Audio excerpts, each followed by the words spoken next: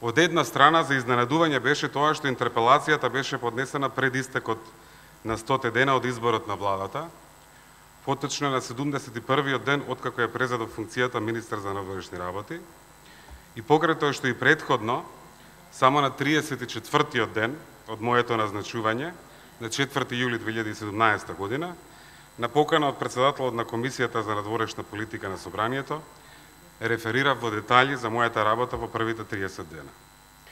Но од друга страна, можеби разбирлива е ваквата возбуда кај подносителите, зашто сепак после многу години стагнација и назадување, вратите се отвараат и нешто ново и позитивно се случува за Република Македонија. Нешто што конечно отвара нови можности и реални перспективи за една поинаква европска иднина. За 100 дена во период на летни одмори остварив 27 посети во странство. Бев во соседството, бев во Германија, бев во Австрија, Холандија, Белгија, Шведска, Финска, Данска и Норвешка, да споменам неколку. Се сретнав со колегите од Франција и од Италија. За 100 дена имав средби со 37 министри за надворешни работи и над 100 други странски представници. Имав над 30 интервјуа за меѓународни медиуми. На самитот на Западен Балкан во Трст, во рамките на Берлинскиот процес, поддржан од Европската Унија, беше препознат нашиот скорешен придонес за менување на традиционалните перцепции за регионот, како генератор на кризи, создавање услови за негова одржлива стабилност и развој и напредување на општиот квалитет на живот. Мојата идеологија е државниот интерес на Република Македонија, така како што јас го чувствувам, согласно со мојата совест. Јас сум овде, меѓу другото, пред вас, токму затоа што почувствував дека Македонија оди во бездна. Споменавте број на македонски граѓани кои што имаат бугарско државјанство. Тоа е затоа што успеавме, за жал, да ја оставиме Македонија без иднина. Како ќе се бориме со атрактивноста на пасош на друга држава, ако Македонија не ја направиме успешна? И во нормална политичка битка, испраќање на политички амбасадор во ситуација на промена на власта е несоодветна пракса и мислам дека тоа треба да се договориме на ниво на политика во Република Македонија.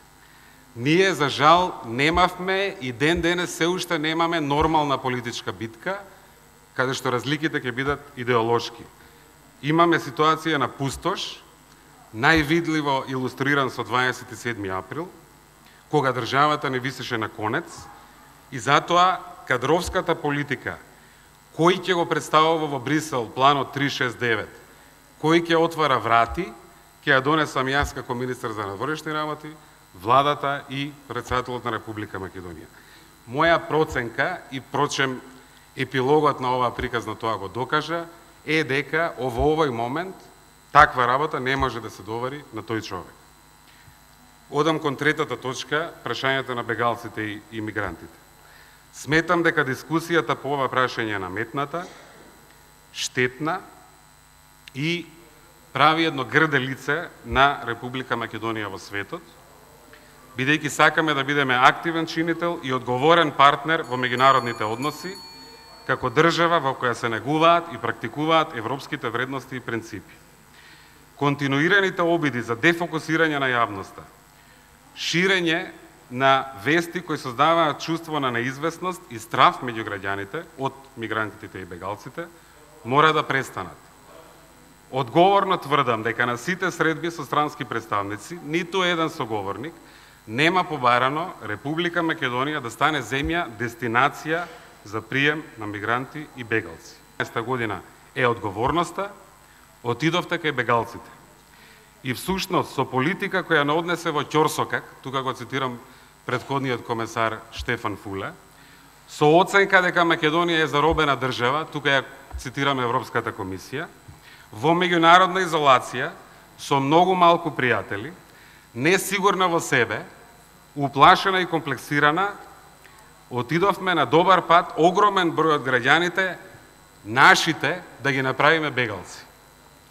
Не гледајќи иднина во својата татковина да си ја бараат среќата во други земји.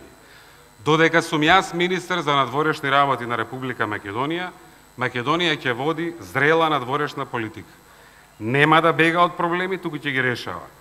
Мојата задача е да извлечам максимум во рамките на дадените околности.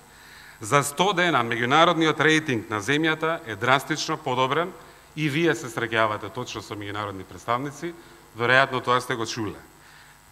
Не баре се работи за друга земја.